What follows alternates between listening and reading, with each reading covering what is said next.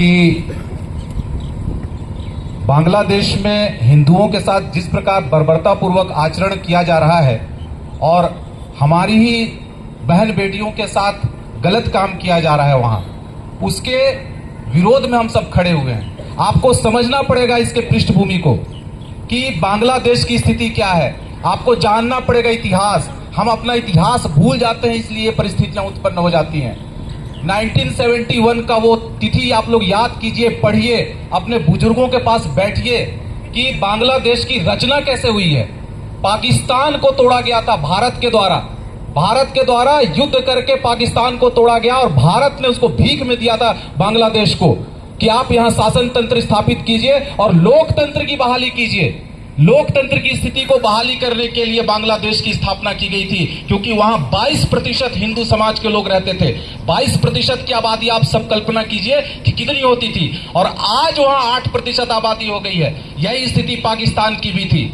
आपको यह भी मालूम होना चाहिए कि 1988 में बांग्लादेश में जब व्यवस्था परिवर्तन हुआ था तो वहां के संविधान से धर्मनिरपेक्ष और कम्युनल शब्द को, सेकुलरिज्म शब्द को निकाल करके कम्युनल कर दिया गया। और भारत की स्थिति कैसी थी? भारत में यह स्थिति थी कि हम सांप्रदायिक सौहार्द की बात करने वाले लोग, सांप्रदायिक सद्भाव की बात करने वाले लोग, सेकुलरिज्म को संविधान के अपने प्रस्तावना में हम लोग उल्लेखित किए, और आज हम सब गले लगा करके सबको एक साथ चल रहे हैं। संविधान की सभी चीज यहाँ के सभी अल्पसंख्यकों को प्राप्त हो रही है। और बाकी मुल्कों में, आस पड़ोस के मुल्कों की स्थिति देखिए, वहां हिंदुओं की स्थिति देखिए, 8% आबादी हो गई है वहां पे।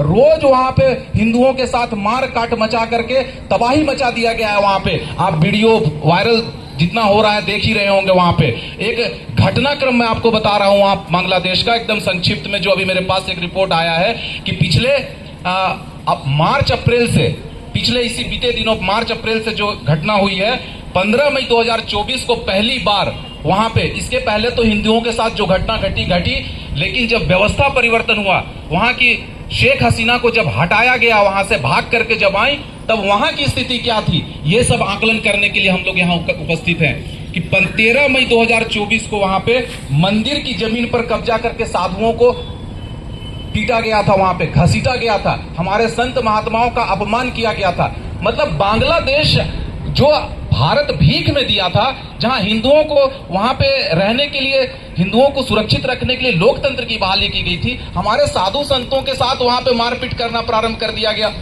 इसके बाद की जो घटना है, लगातार मई में ही जो घटना घटी, 26 मई 2024 को ईश निंदा के आरोप में हिंदू छात्र का बर्बरतापूर्वक हत्या किया गया था वहां पे। आप सब टीवी में देख रहे थे जब सत्ता परिवर्तन हो रहा था और शेख हसीना जब वहां से भारत उनको शरण दिया था।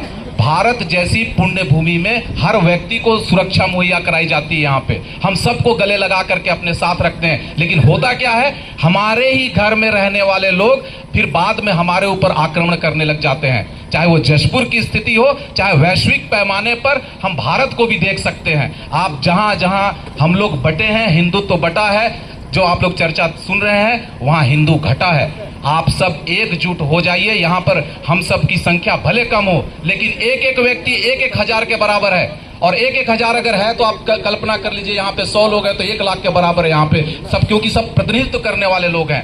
तो सब परिस्थितियां आपके सामने है। आक्रोश रैली में आप सब आए हैं। वहां की सरकार, जो अभी आप लोग सब देख रहे हैं कि जो कस्टोडियन है मोहम्मद यूनुस, बांग्लादेश के कस्टोडियन उनको बनाया गया है, और उनको नोबेल शांति पुरस्कार विजेता भी कहा जाता है। लेकिन वो व्यक्ति क्या कर रहे हैं वहां हिंदुओं, अभी जो संत दास जी के साथ जो घटना घटी, जो झंडा सिर्फ लगा दिए थे, उनको जेल भेज दिया गया, बर्बरता पूर्वक वहां आचरण किया गया। इस्कॉन की सारी मंदिरें वहां तोड़ने के लिए सब निकल गए वहां के जो मुसलमान थे, और हम यहाँ हिंदू उनको गले लगा करके अपने साथ रखे हैं। बांग्लादेश की ममता सरकार आप सब जान रहे हैं, बोलती कुछ है करती कुछ है। बॉर्डर खुला छोड़ दिए हैं और हम मौन हैं। सब बांग्लादेशियों को हम शरणार्थी के रूप में यहाँ स्थापित करके उनको यहाँ आधार कार्ड, वोटर आईडी बनाने के लिए हम सब खड़े हैं। उनको रेड कारपेट बिछा दिए हैं कि आप आइए।